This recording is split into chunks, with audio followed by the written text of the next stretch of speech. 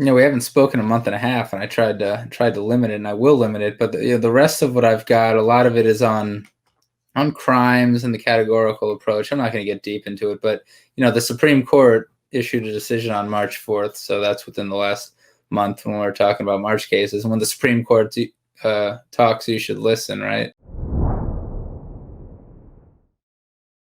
And they ruled against the non-citizen in Pareto v. Wilkinson. It was a decision written by Justice Gorsuch. Mm-hmm. I can't remember how it played out with the dissents. Justice Breyer, Sotomayor, and Kagan dissented, and Justice Barrett took no part. So Justice Barrett has yet to do anything on an immigration type case yet. And this case is, as I read it, it kind of answers a long-standing dispute about the categorical approach, but also leaves it open. And that's just what I'll get to here, and that is this. Mr. Pareto was removable, and he was applying for non-LPR cancellation of removal, and you can't get non-LPR cancellation of removal if you've been convicted of a CIMT. Mm-hmm. So the question is, was he convicted of the CIMT? The government only submitted the charging document against him. I don't know why the government didn't submit his actual conviction. Who knows, right? And Mr. Pareto didn't submit the conviction document, probably because the conviction document would show that he was convicted of a CIMT. But the question the Supreme Court answers is, okay, when it's the relief stage, when the non-citizen has the burden to establish eligibility for relief, and when you have a divisible statute, as was the case with this Nebraska impersonation statute at issue here, it's divisible into separate crimes. Some of them are CIMTs, some of them are not. Is this the one with the Social Security number? I believe so. Yes. Okay, yes. Oh, sorry. And so it's a divisible statute. Some are CIMTs, some are not. And we don't know what the non-citizen was convicted of. Mm-hmm. That's a factual question. And the non-citizen has the factual burden on relief, so the non-citizen loses on an ambiguous record. We don't know. Non-citizen loses because the non-citizen has the factual burden. Yeah. To me, I mean, maybe I'm reading it overly narrow because I'm an advocate, but I think I'm right. This situation almost never comes up, right? All DHS had to do was submit the criminal conviction document, and this case goes away because we know what he's convicted of. Mm-hmm. The more interesting question is, who has the burden on relief when you're not sure whether or not the statute is ambiguous or not? I mean, is divisible or not? That's a legal question. Is this statute divisible or not? Mm-hmm. Who wins then? Do burdens matter at all? The circuits are kind of all over the place on it. We thought that Pareto would answer it. I don't think Pareto does answer it because Pareto was narrow, probably with some sort of agreement amongst the justices, to only base it on a factual question when you don't know what they're convicted of. Mm-hmm. But if you know what they're convicted of and you just don't know whether that statute is divisible, I don't think there are any burdens. I think that's just a legal question that the immigration judge needs to answer, or that USCIS needs to determine. Yeah. No matter what context it arises in.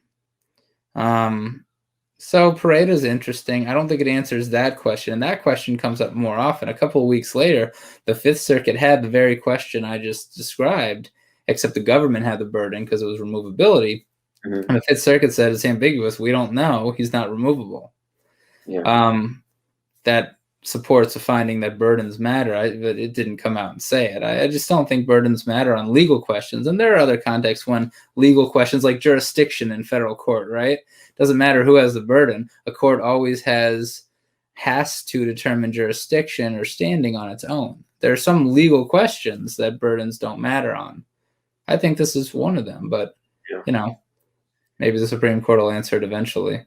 Because I don't handle these cases, I didn't focus too much on that part of it myself, but on the part that the CIMT was using a Social Security number.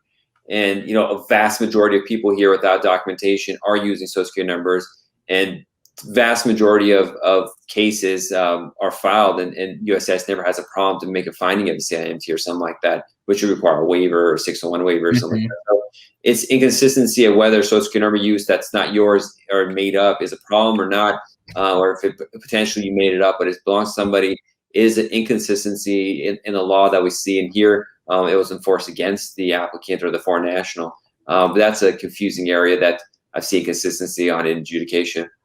Well, to be honest with you, I didn't even get into the facts. I mean, I don't know if it was that Social Security number case. That seems right to me, but by the time of the Supreme Court, you and I are just looking at two different things, right? That's indicative of our different practice areas. But sure. I will say, it's dependent on them actually getting a Nebraska revised statute section 28-638 conviction. You know what I mean? It's I don't think that the statute the case stands for the proposition that all similar crimes necessarily are CIMTs.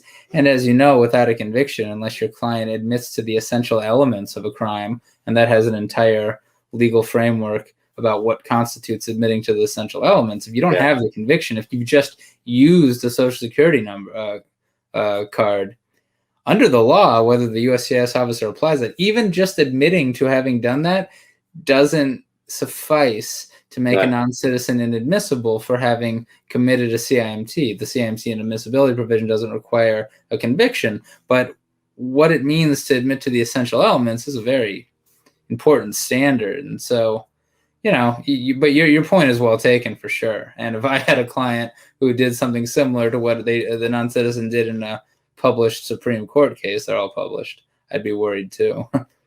And one quick note, one of our listeners, Leonardo, says he enjoys the podcast. Thanks so much for watching, Leonardo. Appreciate it. Well, whose podcast? We both have one. I just want to say thanks, John. He's actually a podcast, so he doesn't ever join. So there's a limitation on that. But you're here on this one. This is partially your podcast at this point. You're here, so right.